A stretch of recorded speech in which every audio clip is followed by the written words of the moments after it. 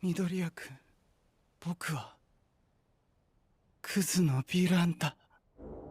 Aoyama is the UA Traitor. Welcome back to the Kitaroki channel for another My Hero Academia Anime vs Manga video breaking down Season 7, Episode 3, titled Villain. The UA Traitor is finally revealed, with the episode's title being a reference to Aoyama and calling himself a villain when being found out by Deku and Toru, sharing the same title as Chapter 336 in the manga. The episode begins with an added shot of some butterflies in a forest right before heading into the villain's hideout, where Shigaraki is seen suffering from his technical loss from his fight against Star and Stripe, where her quirk New Order revolted within his body, destroying some quirks within him, as well as delaying his completion with All for One by a week. As we see via an extra shot of Shigaraki's body cracking, that this delay in his completion was a big setback for the villains. When All for One reveals that he has a spy working within UA, we see that Toru is the one being highlighted. This, of course, being a red herring in the episode, and of course being a playful jab by Horikoshi to the many theories by the fandom predicting that the Invisible Girl was the UA Traitor from the beginning. Hindsight is 2020, but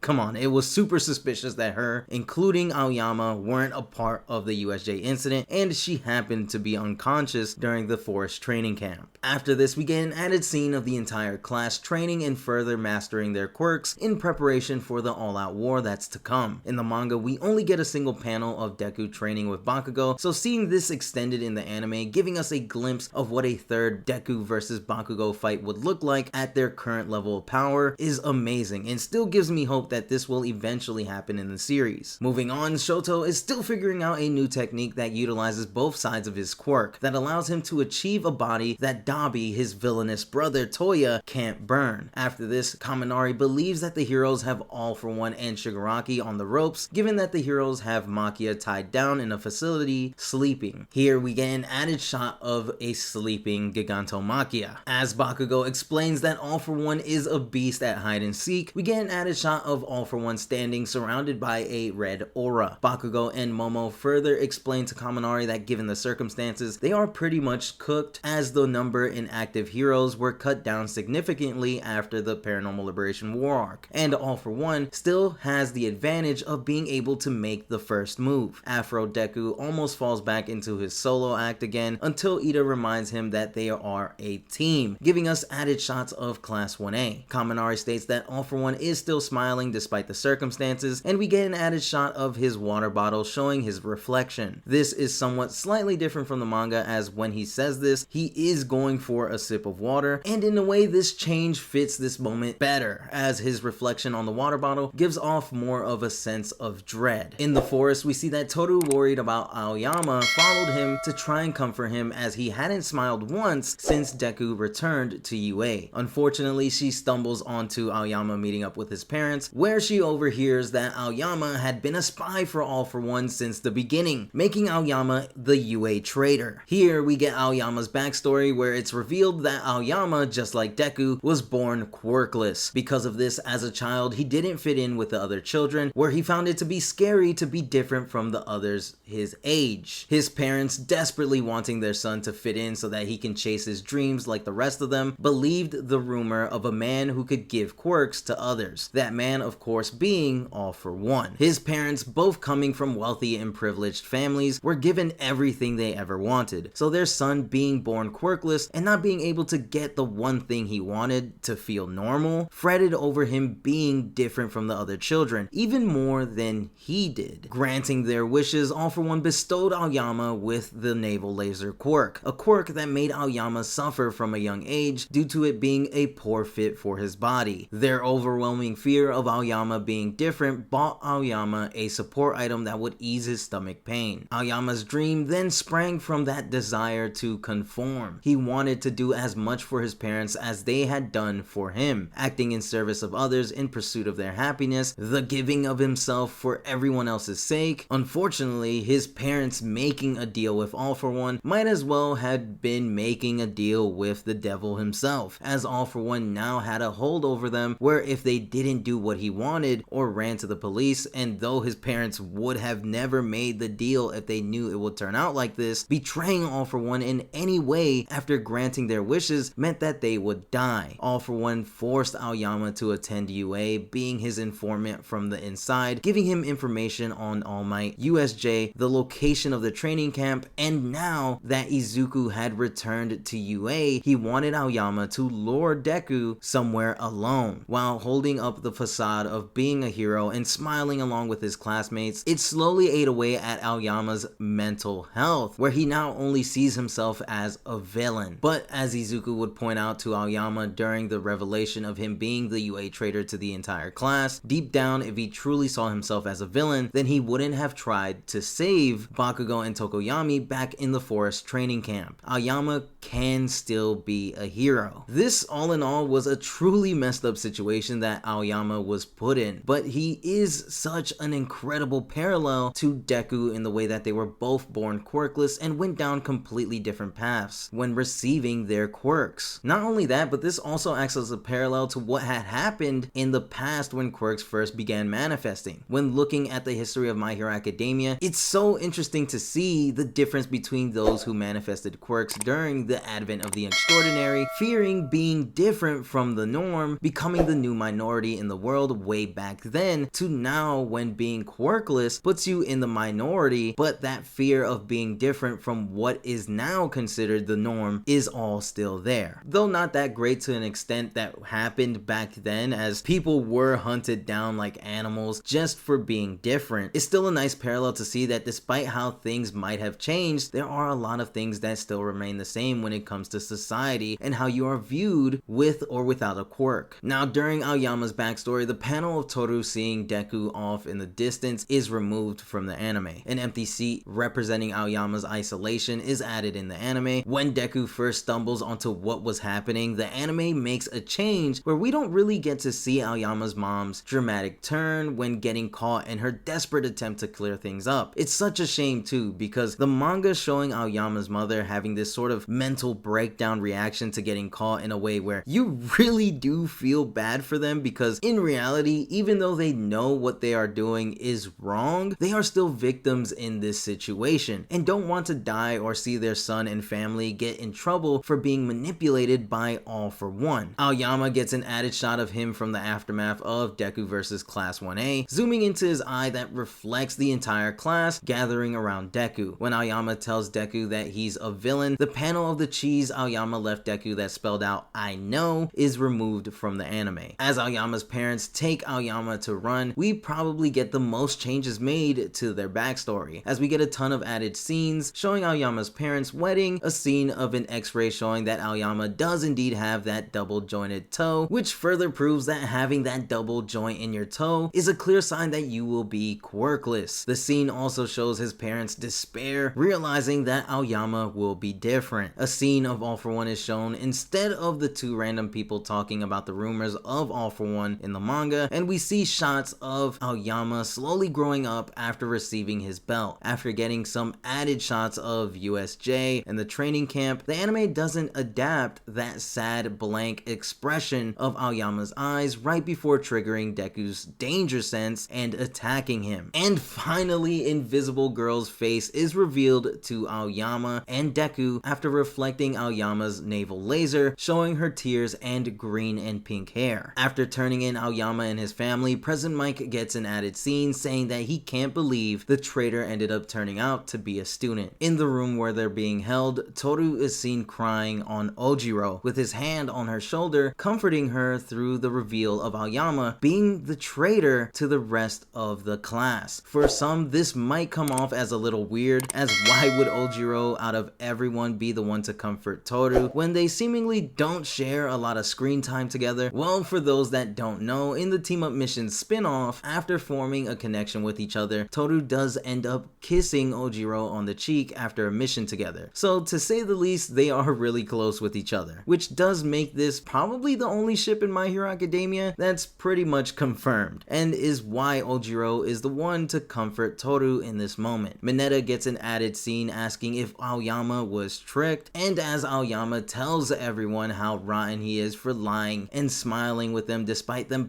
possibly dying as a result from his actions and feeling pathetic after learning about Deku in One For All, Class 1A all get added shots of their reactions to hearing this. Deku, being the hero that he is, extends out a hand to Aoyama, telling him that he can still be a hero because his prior actions trying to save Bakugo and Tokoyami in the woods didn't mean that he sold his entire soul to All For One, referencing what had happened to Nagant, as just like her, his spirit is just crushed. After realizing that Aoyama is the only way for the heroes to make the first move against All For One, we get the added reactions of All Might, Present Mic, Nezu, and Ectoplasm. The episode ends with Deku receiving an added line of dialogue telling Aoyama that he can still be a hero. Now, this episode adapted about 4 chapters, them being the rest of chapter 335, 336, 337, and the beginning of chapter 338. Honestly, this episode, while no insane action at all, was amazing emotionally and really delivered that sense of heartbreak all of the characters are going through, knowing that one of their own turned out to be a traitor working for All For One. Anyways, let me know your thoughts on the UA traitor being revealed to be Aoyama. Did you predict it? Let me know everything in the comment section below. If you enjoyed the video, then be sure to Detroit smash that like button down below, and if you are new to the Kitoroki channel, then be sure to subscribe to the channel with notifications on so that you don't miss any My Hero Academia Season 7 breakdowns. With that said, I'll see you all in the next one.